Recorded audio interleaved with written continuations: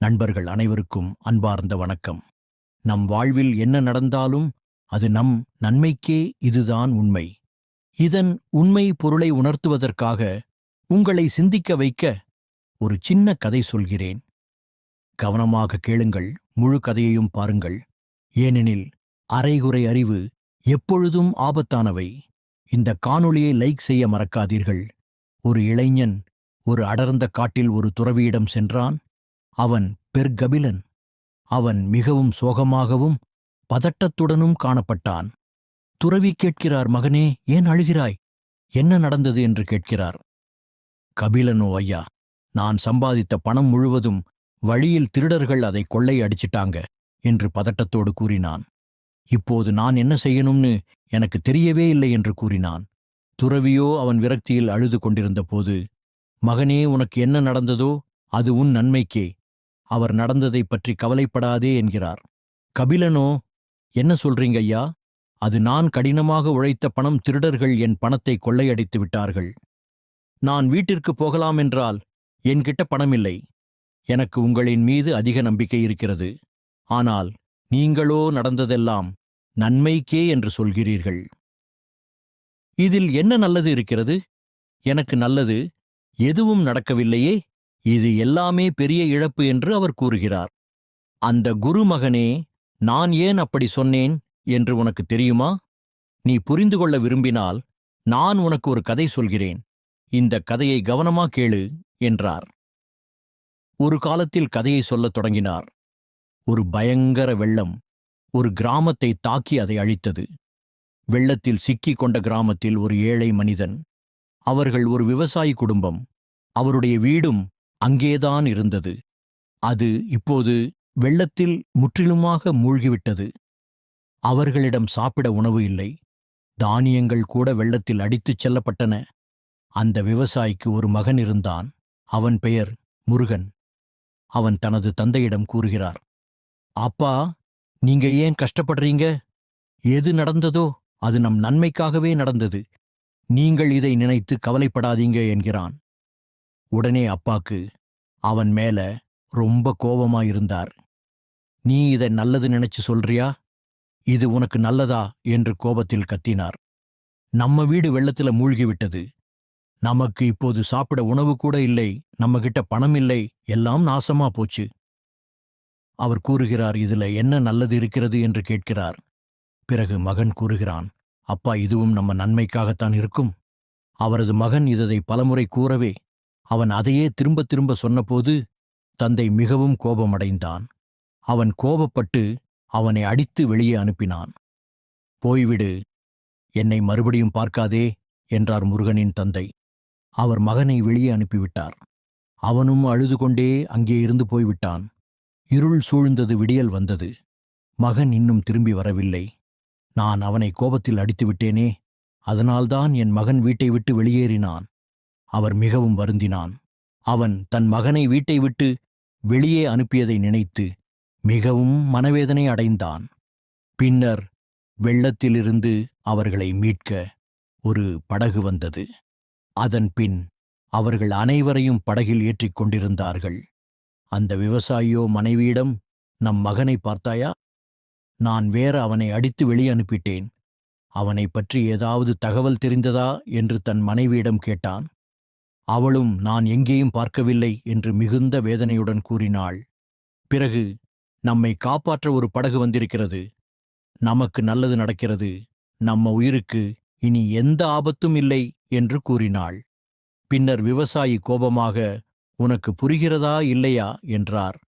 நமக்கு நல்லது எதுவும் நடக்கவில்லை. நமக்கு இப்போது வீடு இல்லை, உணவு இல்லை, பணம் இல்லை. நாம் எங்கு செல்வோம்? என்ன செய்வோம்? நம்மை இனி எப்படி சாப்பிடுவோம் என்று கூறினான். அப்புறம் அவன் மனைவி, நம்மிடம் பணமில்லாவிட்டாலும் நம் உயிர் மதிப்புக்குரியது. நம் நல்ல வேலையை தேடுவோம். பிறகு தைரியமாக வாழ்வோம் என்று கூறினான்.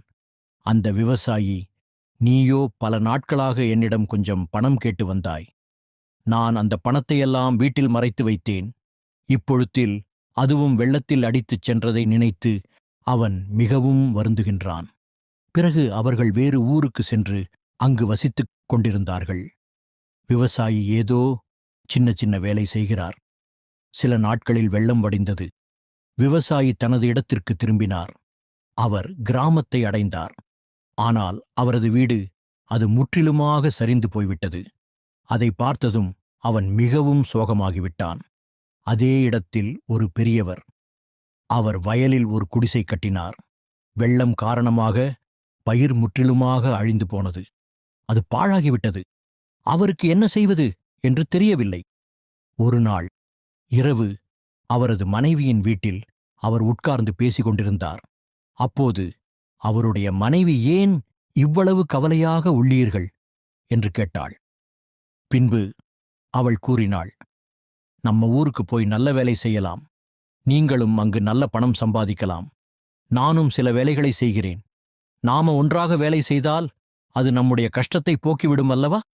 நீங்களும் சிக்கலில் இருந்து தப்பிக்கலாம் என்று அவள் கூறினாள். அவன் மனைவி சொன்னது சரிதான் என்று விவசாயியும் நினைத்தான். அவர்கள் வேலைக்காக நகரத்திற்கு சென்றார்கள். அவர் மிகவும் கஷ்டப்பட்டு வேலை தேடினார். ஆனால் வேலை எங்கு தேடியும் கிடைக்கவில்லை. எங்கும் வேலை கிடைக்கவில்லை. மகனும் வீட்டை விட்டு வெளியே போய் எங்க இருக்கான்னு தெரியல. அவனுடைய முழு வாழ்க்கையும் அவனுக்கு காலியாக இருப்பதைப் போல் உணர்ந்தான். நம்மகிட்ட ஒண்ணுமே இல்ல, எல்லாம் முடிஞ்சு போச்சு என்று விரக்தியுடன் வீட்டிற்கு சென்றான். இப்படியே சிறிது காலம் கடந்துவிட்டது. அவரது வாழ்க்கையில் எந்த ஒரு முன்னேற்றமும் இல்லை. ஒரு நாள் அவருடைய மனைவி அவரிடம் வந்தாள். நீ ஏன் இவ்வளவு கவலைப்படுகிறாய்? நீ ஒரு முறை முயற்சி செய்துவிட்டு ஏன் நிறுத்திவிட்டாய்? ஊருக்கு திரும்பி போய் நல்ல வேலை தேடு. நீங்கள் திரும்பவும் முயற்சி செய்து பாருங்கள் என்று கூறினாள்.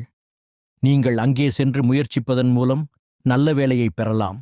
கஷ்டப்படுவதை விட முயற்சி செய்வது நல்லது என்று மனைவி கூறினாள். அவள் சொன்னபடி மறுநாள் காலை அவன் ஊருக்கு சென்றான்.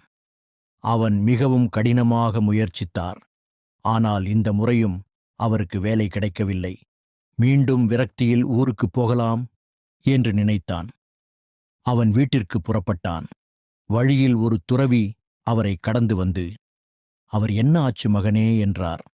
ஏன் இவ்வளவு சோகமாக காணப்படுகிறாய் என்று கேட்கிறார். அப்புறம் விவசாயி கூறுகிறார், ஐயா, வறுமை என்னை வாட்டுகிறது, எல்லாம் நன்றாக இருந்தது என்று. நாங்கள் நினைப்பதற்கு முன்னே ஒரு வெள்ளம் வந்து எங்களை இழுத்து சென்றது. அது வாழ்க்கையை மிகவும் கடுமையாக மாற்றிவிட்டது. வெள்ளத்தில் என் வீடு இடிந்து விழுந்தது. இப்போது என்கிட்ட பணம் இல்ல. என்கிட்ட இப்ப சாப்பிடுறதுக்கு கூட வழி இல்லைங்க. ஐயா, இப்ப ஏதோ ஒரு சிறிய குடிசையில நான் வாழ்கிறேன்.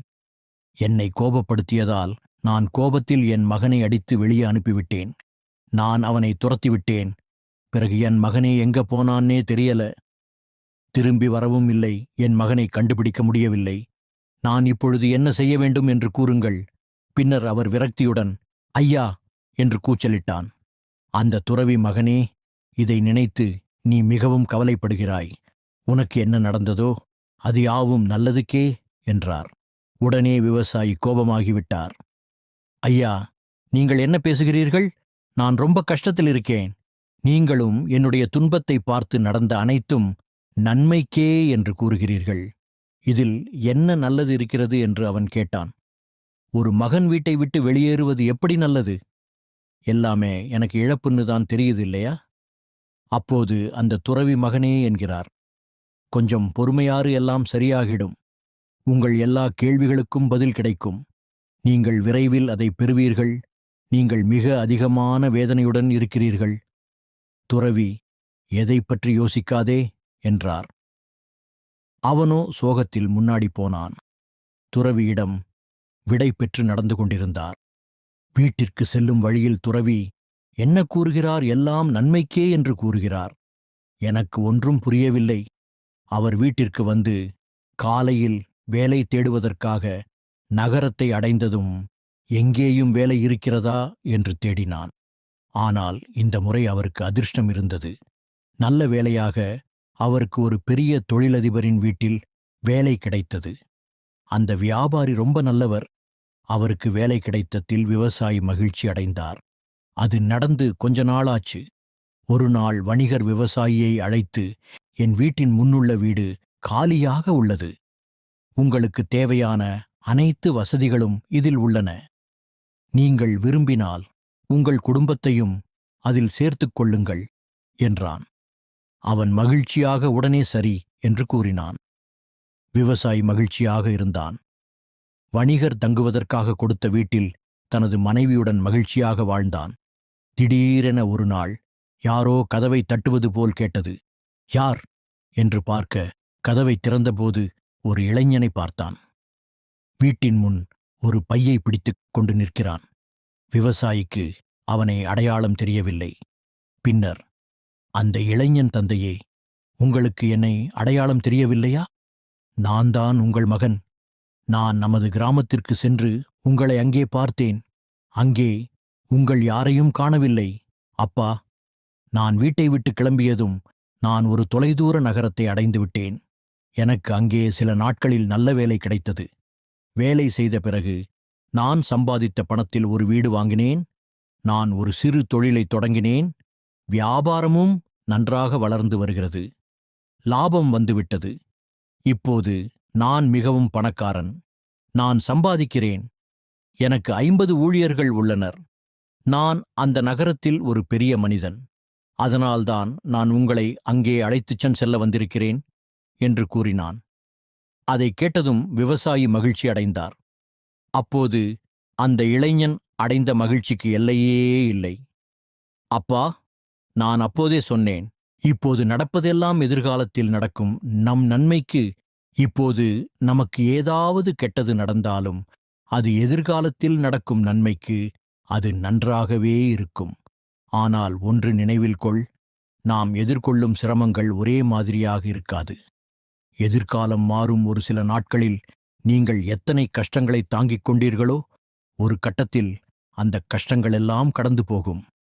நம் காலம் மகிழ்ச்சியாக மாறும். மகனே, அவசரமில்லாமல் பொறுமையாக இரு. தவறான முடிவுகளை எடுப்பதன் மூலம் வாழ்க்கையை நாசமாக்காதே என்கிறார். அந்த இளைஞனோ, குருவே, நீங்கள் சொன்னது எல்லாம் சரிதான். ஆனா எனக்கு என்னுடைய எல்லா பணமும் தொலைந்து போய்விட்டது. இப்போது எனக்கு எதுவும் மிச்சமில்லை. இதில் என்ன நல்லது இருக்கிறது என்று அவன் கேட்கிறான். பின்னர் துறவி தனது பையிலிருந்து ஒரு வைரத்தை எடுத்தார். மகனே, புள்ளி, நான் இந்த வைரத்தை மிகுந்த நாட்களாக வைத்திருக்கின்றேன். இதனால் எனக்கு எந்த உபயோகமும் இல்லை. இது நிச்சயமாக உனக்கானது. இது உனக்கு பயனுள்ளதாக இருக்கும் என்று கூறி அந்த வைரத்தை அவனிடம் கொடுத்தார். அந்த நபர், துறவி சொன்ன உண்மைதான். என்ன நடந்தாலும் அது நம் நன்மைக்கே. அந்த திருடர்கள் என்னுடைய பணத்தை திருடியிருக்காவிட்டால் நான் இந்த துறவியை சந்தித்திருக்க மாட்டேன். இங்கு வந்திருக்காவிட்டால் இந்த விலை மதிப்பற்ற வைரம் எனக்கு கிடைத்திருக்காது, இல்லையா என்று நினைத்துக் கொண்டான். பின்பு அவன் துறவிக்கு நன்றி கூறிவிட்டு நகரத்தில் வைரங்களை விற்ற பணத்தில் தொழிலைத் தொடங்கி மிகவும் மகிழ்ச்சியாக வாழ்ந்தன். என்ன நடந்தாலும் பரவாயில்லை, எதுவும் நாம் நல்லது மட்டுமே நடக்கும் என்று உறுதியுடன் நாம் நம்ப வேண்டும். சில விஷயங்கள் கடினமாகவும் போது எப்போதும் ஒரே மாதிரியாக இருக்காது. பொறுமையாயிருங்க. அவசரப்படுறது தப்பான முடிவுகளை எடுக்காதீங்கள். எல்லாம் நன்மைக்கே, நல்லதே நடக்கும். இந்த வீடியோ உங்களுக்கு பிடிச்சிருந்தா லைக் பண்ணுங்க. இது போன்ற பல சுவாரஸ்யமான ஆன்மீக கதைகளுக்கு பாக்தி விஷன் தமிழ் சேனலை சப்ஸ்கிரைப் செய்யுங்கள். அப்படியே அதன் அருகில் உள்ள மணியை கிளிக் செய்யவும்.